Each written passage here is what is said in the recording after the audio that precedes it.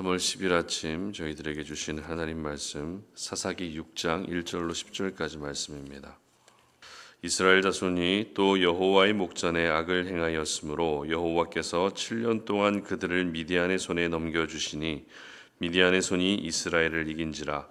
이스라엘 자손이 미디안으로 말미암아 산에서 웅덩이와 굴과 산성을 자기들을 위하여 만들었으며 이스라엘이 파종한 때면 미디안과 아말렉과 동방 사람들이 치러 올라와서 진을 치고 가사에 이르도록 토지소산을 멸하여 이스라엘 가운데 먹을 것을 남겨두지 아니하며 양이나 소나 나귀도 남기지 아니하니 이는 그들이 그들의 짐승과 장막을 가지고 올라와 메뚜기 떼 같이 많이 들어오니 그 사람과 낙타가 무수함이라. 그들이 그 땅에 들어와 멸하려 하니 이스라엘이 미디안으로 말미암아 궁핍함이 심한지라. 이에 이스라엘 자손이 여호와께 부르짖었더라. 이스라엘 자손이 미디안으로 말미암아 여호와께 부르짖었으므로 여호와께서 이스라엘 자손에게 한 선지자를 보내시니 그가 그들에게 이르되 여호와께서 이같이 말씀하시기를 이스라엘의 하나님 내가 너희를 애굽에서 인도하여 내며 너희를 그 종되었던 집에서 나오게 하여 애굽 사람의 손과 너희를 학대하는 모든 자의 손에서 너희를 건져내고 그들을 너희 앞에서 쫓아내고 그 땅을 너희에게 주었으며 내가 또 너희에게 이르기를 나는 너희의 하나님 여호와이니 너희가 거주하는 아무리 사람의 땅의 신들을 두려워하지 말라 하였으나 너희가 내 목소리를 듣지 아니하였느니라 하셨다 하니라. 아멘. 당신 안에 있는 당연함을 제거하라 라는 제목으로 오늘 아침 말씀 전합니다. 많은 사람들이 가지고 있는 심리 중에 한 가지는 있을 때는 몰랐다가 없으면 소중함을 느낀다는 겁니다. 밤이 되면 길가에 세워진 가로등은 일제히 불이 켜집니다. 그런데 가로등에 불이 들어와 있을 때는 느끼지 못하던 고마움이 가로등에 불이 꺼져 있으면 그제서야 조금은 느끼게 되는 것 같습니다. 항상 시간에 맞춰서 잘 도착하던 버스가 10분이 지나고 30분이 지나도 오지 않으면 그제서야 평소 제 시간에 도착한 것에 고마움을 느끼게 됩니다.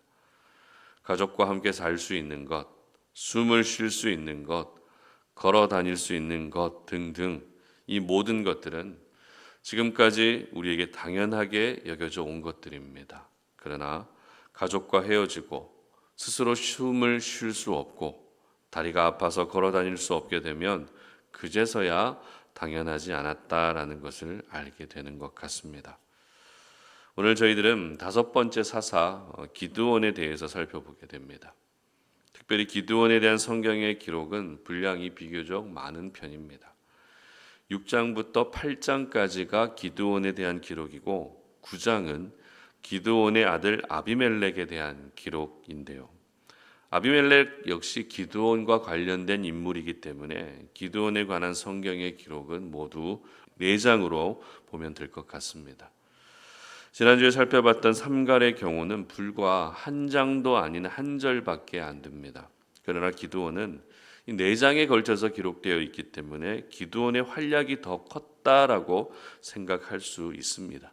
그러나 그렇지 않습니다. 활약 정도에 따라서 성경의 분량이 결정된 것은 아니라는 거죠. 삼갈이 덜 중요하고 기드온은 더 중요하기 때문에 기드온에 관한 내용이 더 많은 것이 아니라는 점을 먼저 기억할 수 있었으면 좋겠습니다. 그런데 이렇게 내용이 상세하게 기록되어 있으면 그만큼 묵상할 수 있는 내용도 많아집니다. 그리고 영적 교훈으로 삼아야 될 내용도 많아집니다. 참고로 기드온에 관한 새벽 예배 말씀은 우리가 다음 주까지 묵상하게 되고 또 주일 예배 때는 2주간에 걸쳐서 묵상하게 됩니다. 그러므로 기드온에 관한 말씀을 통해서 하나님이 우리에게 주시는 다양한 은혜와 또 사랑을 깨달을 수 있었으면 좋겠고요. 또 그 말씀을 적용하고 또 경험하는 은혜가 있었으면 좋겠습니다. 특별히 오늘 본문에 해당되는 내용은 기드온이 이스라엘의 5번째 사사로 세워지게 되는 배경을 기록하고 있습니다. 일단 이번에 이스라엘을 괴롭게 했던 민족은 미디안 족속입니다. 미디안이 성경에 가장 처음 언급될 때가 언제인가 하면 창세기 25장에서 아브라함이 후처를 통해서 낳은 아들 중에 미디안이라는 사람이 있었습니다. 그러니까 이삭으로 이어지는 혈통에서 이스라엘 백성이 나왔는데 미디안도 아브라함의 아들이기는 하지만 친아들 이삭과 미디안은 이복 형제 사이였다는 결론이 나옵니다. 그러니까 어머니는 달라도 아버지는 같은 두 아들이 긴 세월이 지났을 때 충돌이 일어난 겁니다. 그렇다면 이삭과 미디안 중에 누가 먼저 태어났을까요? 이삭이 먼저 태어납니다. 즉 이삭이 미디안의 형이라는 겁니다. 그런데 오늘 본문을 보게 되면 동생 미디안의 후손이 형 이삭의 후손에게 피해를 입히는 상황이 일어나게 된 겁니다. 형이 동생을 괴롭히는 것이 아니라 동생이 형을 괴롭히는 일반적이지 않은 일이 일어나게 된 겁니다. 그렇다고 동생 미디안 족속이 강했기 때문은 아닙니다. 미디안은 어느 한 곳에 정착하며 산 것이 아니라 여기저기를 옮겨 다니는 유목 생활을 한 민족이었습니다. 따라서 미디안 족속은 힘과 세력을 키울 상황도 아니었고 그저 하루하루 살기에 급급한 그런 족속에 불과했습니다. 그런 미디안에게 이스라엘 백성이 아무 힘도 쓰지 못하고 일방적으로 괴롭힘을 당하고 말았던 것이죠. 그래도 가나안 정복 전쟁을 승리로 이끈 이스라엘 민족 아닙니까? 그런 이스라엘이 그렇게 위협적이지 않은 소수 민족에게 괴롭힘을 당하는 신세가 되고 말았던 것입니다. 사사시대가 이러한 치욕스러운 일도 있었던 것이죠. 그렇다면 왜 이렇게 된 것일까요? 왜 형이 동생에게 괴롭힘을 당하게 되고 왜 강하지도 않은 미디안에게 이스라엘 백성이 일방적으로 당하게 됐던 것일까요? 오늘 본문 1절 보시기 바랍니다. 이스라엘 자손이 또 여호와의 목전에 악을 행하였으므로 여호와께서 7년 동안 그들을 미디안의 손에 넘겨주시니 이렇게 기록합니다. 자, 바로 하나님이 이스라엘 백성을 미디안에게 넘겨주셨기 때문입니다. 그런데 문제는 방금 말씀드린 것처럼 미디안의 힘이 강하지 않다는 겁니다. 약하디 약한 미디안에게 이스라엘을 넘기실 만큼 계속되는 이스라엘의 범죄에 하나님도 특단의 조치를 내리셨던 것이죠. 더 이상 참지 않으시고 칼을 빼드셨던 겁니다. 어디 한번 아무런 위협도 되지 않던 미디안에게 당해보라는 겁니다. 그러면 이스라엘 백성은 어떻게 해야 될까요? 늘 그랬듯 하나님께 살려달라고 기도할 수밖에 없습니다.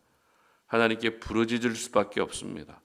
그리고 하나님은 이 부르짖음을 들으시고 사사를 세우셔서 또 이스라엘을 구원해 주시게 되는 겁니다. 그런데 다섯 번째 사사 기드온의 등장에 앞서서 다른 사사들이 세워질 때는 조금 다른 상황이 펼쳐지게 됩니다. 8절 보시기 바랍니다. 여호와께서 이스라엘 자손에게 한 선지자를 보내시니 그가 그들에게 이르되 여호와께서 이같이 말씀하시기를 이스라엘의 하나님 내가 너희를 애굽에서 인도하여 내매 너희를 그 종 되었던 집에서 나오게 하여 아멘. 그리고 10절도 보십시오. 내가 또 너희에게 이르기를 나는 너희의 하나님 여호와이니 너희가 거주하는 아모리 사람의 땅의 신들을 두려워하지 말라 하였으나 너희가 내 목소리를 듣지 아니하였느니라 하셨다 하니라. 자, 어떤 상황입니까? 한 선지자를 보내셔서 별로 위협적이지도 않은 미디안 때문에 고통을 겪고 있는 이유에 대해서 정확하게 말씀하십니다. 그 이유란 구원의 은혜를 지금까지 계속 베풀어 줬음에도 불구하고 너희들이 우상을 섬기고 말씀에 순종하지 않았기 때문이라는 겁니다. 자, 그렇다면 첫 번째 사사 온니엘부터 네 번째 사사 드보라가 세워질 때는 하나님의 사자가 나타나지 않았는데 왜 다섯 번째 사사 기드온이 세워질 때는 하나님의 사자가 나타났던 것일까요? 그리고 우상을 섬기고 하나님을 떠났기 때문에 괴로움을 겪은 것이라고 그 이유를 이번에는 명확하게 말씀해 주신 이유가 무엇일까요? 설교를 준비하면서 하나님께서 주신 마음은 이스라엘 백성들의 마음 가운데 뿌리 내리고 있던 당연하게 여기던 마음을 제거하시기 위함이었다라는 것입니다. 이스라엘 백성이 사사가 세워질 때마다 한결같이 반복하고 있던 모습은 고통과 괴로움을 겪어야 그제서야 하나님께 부르짖었다는 겁니다. 그리고 하나님은 백성들의 부르짖음을 들으시고 늘 그랬듯 구원해 주셨다는 겁니다. 바로 이게 문제였습니다. 고통 속에 부르짖으면 여지없이 구원해 주시는 그 귀한 구원의 은혜를 이스라엘 백성들은 점점 더 당연하게 여기고 있었던 것입니다. 감사함이 아니라 당연함으로 여기는 그들의 모습을 깨닫게 하시기 위해서 사자를 보내셨고, 왜 고통을 겪고 있는지 알게 함으로써 백성들 안에 있던 당연한 마음을 이제는 은혜로 여길 수 있게 하시기 위해서였다는 겁니다. 고통 속에 부르짖으면 하나님이 응답해 주시는 것은 당연한 일이 아니었습니다. 살려달라고 애원했을 때 하나님이 구원해 주신 일은 당연하지 않았습니다. 당연하게 여기면 같은 죄를 짓고 같은 실수를 하게 됩니다. 그러나 은혜로 여기게 되면 적어도 사사시대 이스라엘 백성들처럼 죄를 반복하지는 않게 되는 겁니다. 그렇습니다. 우리 삶 속에도 당연한 것이란 하나도 없습니다. 모든 것이 은혜입니다. 내가 누군가에게 칭찬을 들었다고 해서 내가 칭찬 들을 만한 일을 했기 때문에 당연히 칭찬 듣는 게 아닙니다. 누군가에게 섬김을 받게 되면 내가 수고했기 때문에 당연히 섬김을 받는 게 아닙니다. 누군가 내가 해야 될 일을 대신 해주면 고마운 마음을 갖는 것이 먼저지 당연한 마음을 갖는 것이 먼저가 아닙니다. 물론 처음부터 당연하게 여기는 사람은 아무도 없을 겁니다.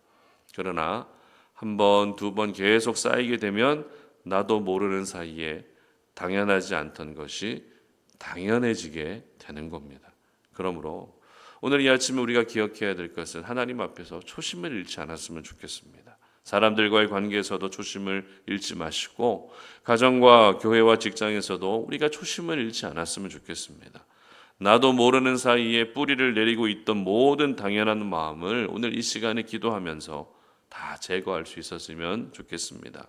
그래서 하나님 앞에서는 모든 것이 은혜임을 고백하시고 또 사람들에게는 고마움을 표현할 수 있는 그런 날이 될 수 있으시기를 주님 이름으로 축복합니다. 함께 기도하겠습니다. 하나님 감사합니다. 오늘 우리가 주님의 거룩한 말씀을 통해서 오늘 이 시간에 우리가 기억해야 될 것은 당연한 마음이 아니라 감사하는 마음이라는 것을 잊지 않습니다. 하나님, 이 새벽에 올라와 주님 앞에 기도할 수 있는 것도 우리가 하나님의 은혜 때문에 이렇게 올라와 기도할 수 있다는 사실을 기억합니다. 하나님이 베풀어 주신 수많은 은혜들 당연한 것이 아니라 다 은혜임을 우리가 기억합니다. 아버지 하나님, 이 당연한 마음이 생기기 시작하면 우리는 같은 죄를 짓고 또 넘어지게 됩니다. 그러므로 오늘 이 시간 주신 생명의 말씀을 기억하면서 내게 베풀어 주신 하나님의 많은 사랑과 은혜들이 당연하지 않다는 것을 오늘 이 시간 깨닫게 하시고, 그래서 하나님 앞에 감사함으로 더 가까이 나아가는 복된 하루가 되게 하여 주시옵소서. 예수님의 이름으로 기도드립니다. 아멘.